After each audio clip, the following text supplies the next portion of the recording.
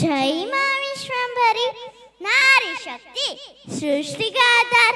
नारी केवल एक शब्द नहीं बल्कि संपूर्ण सृष्टि की आधारशिला है, जिससे जीवन का संचार होता है, जिससे शक्ति की धारा बहती है, जिसकी गोद से महापुरुष जन्मते हैं और जिसकी गोद में संस्कार पलते हैं।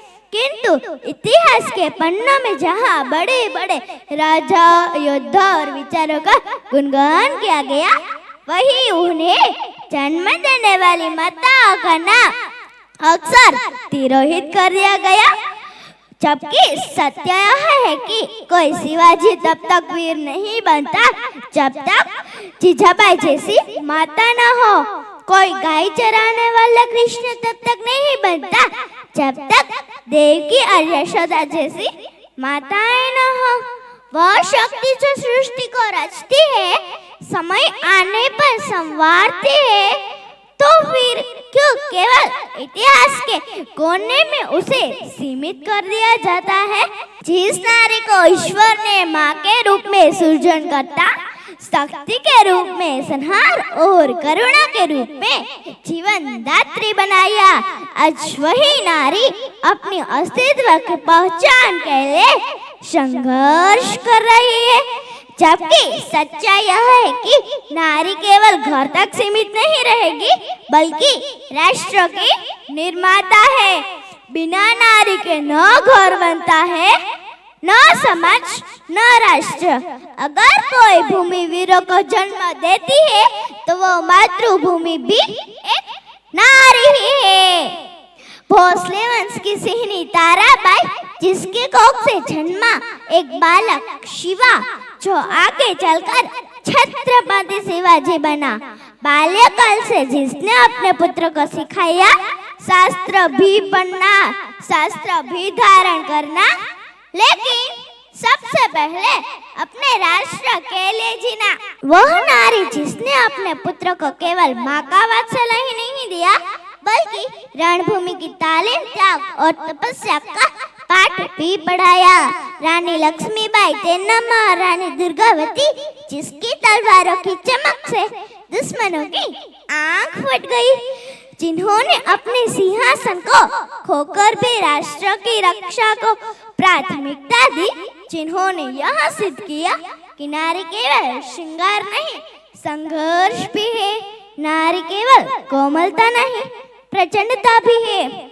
जिस नारी को संसार माँ के रूप में पूजता है, जिसे देवी बनाकर बचता है, वही शक्ति जब सजीव नारी के रूप में खड़ी होती है, तो उसे अबला कहा जाता है।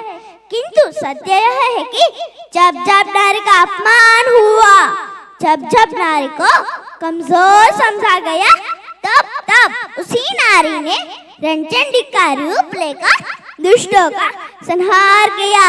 वही शक्ति जननी लाडूबा, जिसकी गोद से वीरता की ज्वाला फटी, जिसकी ममता से वह महावीर जन्मा, जिसने संसार को सच्चे धर्म का ज्ञान कराया, जिसकी ममता ने केवल एक पुत्र को नहीं बल्कि एक युग को जन्म दिया, जिसकी गोद में संस्कार पले, त्याग और तपस्या के दीप जले, जिसने अपने पुत्र को केवल जीवन नहीं बल्कि कर्तव्य और धर्म की लो सौंप दी, जिसे इतिहास ने केवल माँ कहकर सीमित कर दिया। परंतु सच्चाई यह है कि उसकी ममता ने केवल पुत्र को नहीं बल्कि पूरे युग को दिशा दी। कालांतर में नारी को जब फिर से दबाया जाने लगा, जब उसे घर की चार दीवारी में कैद करने का प्रयास हुआ, तब श्री महापात्र ने नारी को सम्मान दिलाने का संकल्प लिया। उन्होंने घर एक मंदिर के माध्यम से यह सिद्ध किया कि नारी केवल गृहिणी नहीं, परिवार की धुरी है, समाज की जननी है और शक्ति का केंद्र है। जिस घर में नारी सशक्त होगी, वहाँ संतोष, प्रेम और मर्यादा की स्थापना होगी। आज समय आ गया है कि नारी को अबला नहीं सबला माना जाए।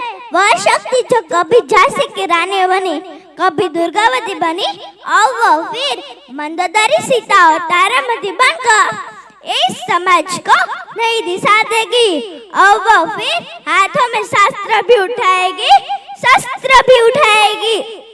और वो असुरों का संहार करेगी, अन्याय का अंत करेगी और वो नारी कोमलता की सीमा में नहीं बंधेगी और वह शक्ति का साकार रूप बनेगी।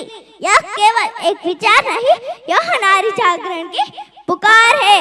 अब यह शक्ति संपूर्ण सृष्टि में नई क्रांति की मशाल जलाएगी। अब यह शक्ति केवल घर तक सीमित नहीं रहेगी, अब यह शक्ति समाज का आधार बनेगी, युग परिवर्तन की धुरी बनेगी। अब वो नारी अपने हक के लिए नहीं लड़ेगी और वह अपने अस्तित्व की पहचान स्वयं करेगी और वो केवल अपनी सम्मान की अपेक्षा नहीं करेगी और वह स्वयं अपने सम्मान की रचना करेगी।